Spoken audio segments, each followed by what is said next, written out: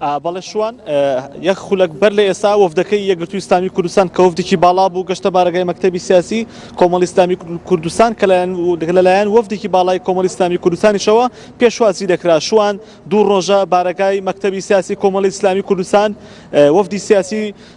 بەڕێ دەکات واتە دوێنێکیتی هاتە لای ئەمڕۆ یەکگرتووی ئیسلامی کوردستان سەردانی بارگاکەی کرد سەر لە بەیانی وەفدێکی تری یەکگرتوو سەردانی کرد وەفدەکە لە ئاستی مەڵبەندا بووە هەردوو لای ینی کۆبوونەکەی بەیانی هەر لە بارەکەی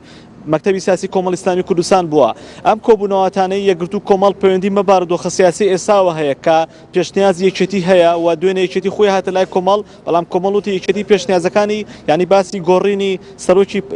سکرتێری پەرلەمانی نەکردووە. ئێستا کە یەکگرتووی ئیسلامی کوردستان هاتوتە لای کۆمەڵی ئیسلامی کوردستان دوێنێ شەر ئەوان باسیێمایان کرد کە لە پێشنیازەکان کە یەکێتی بەمانیان داوە ئەمان زۆر کێشیان نییە ئەوەی کە پابەند پەیوەندە بە پارتی دموکراتی کوردستان و بزوتنەوەی گۆڕانەوە. یەکگرتووی ئیسلامی کوردستان و کۆمەڵی ئیسلامی کوردستان تا ئێستا لە معادلەکەی زۆر کێشیان نییە چونکە خۆیان دەڵێن ئەو گۆڕانکاریانەوە ئەو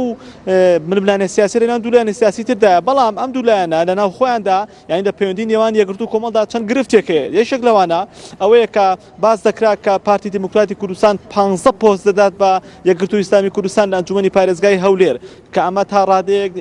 ینی بە پرسە باڵەکانی کۆمەڵی ئیسلامی کوردستانی نیگەران کردبوو لەما کە ئایا گەر یەکگرتوو بەوە ڕازی بێت ئەو هاوپەیمانەتی کە هەیەە ناوی هاوپەیمانەتی لیستی خزمەتە لە ئەنجومەنی پارێزگاکانی هەرێم هەڵدەوەشێتیان بەردەوام دەبێت. کۆمەڵی ئیسلامی کوردستان لە مەندیگەران بوو ڕەنگە یەکگرتووی ئیسلامی کوردستان بەشێک لە کۆبوونەوەکەی لەسەر جگەلەوەی کە باسی بارودۆخی سیاسی هەرێمی کوردستان دەکەن باس لە کۆبوونەوەی لایەنەکان دەکەن باس لەوە دەکەن کە ئەمان چۆن بتوانن هەوڵبن بۆی لایەنە سیاسیەکان کۆ ببنەوە باس لەوەش دەکەن کە یەکگرتووی ئیسلامی کوردستان نایەوێت دەستبەرداری کۆمەڵی ئیسلامی کوردستان بێ لە ئەنجومەنی پارێزگاکان دەیەوێت دڵنیایی بدات بە کۆمەڵی ئیسلامی کوردستان کە لەو هاوپەیمانەتی کە هەیەە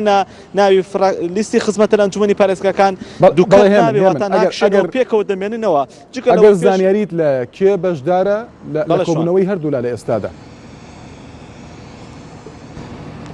محەممەد ئەحمەد یاریدەری ئەمیداری گشتی کۆمەڵی ئیسلامی کوردستان سەرۆکایەتی وەفدەکە دەکات فەرهادی مەلا ساڵح ئەندامی مەکتەبی سیاسی بوو خەلیل ئیبراهیم ئەندامی مەکتەبی سیاسی و هەروەها عومەر محەممەد ئەندامی مەکتەبی سیاسی ئەمانە لە یەکگرتووی ئیسلامی کوردستان هاتوونەتە بارەکەی مەکتەبی سیاسی کۆمەڵی ئیسلامی کوردستان. لە کۆمەڵی ئیسلامی محەممەد حەکیم کاریگەری مەکتەبی سیاسی ڕێبوار حەمەد وتەبێژی مەکتەبی سیاسی ئەمانەش لە کۆمەڵی ئیسلامی دلێر گەرمیانی ئەندامی مەکتەبی سیاسی ئەنوور سنگاوی ئەندامی مەکتەبی سیاسی ئەمانە لە کۆمەڵی ئیسلامی پێشوازیان لێکرد ئێستا چوونەتە ژوورەوە کۆبوونەوەکان دەست پێ دەکەن. من هەوڵ دەدەم هەم وێنەی کۆبوونەوەکە و هەم بتوانین دوای کۆبوونەوەکە زانیاری لە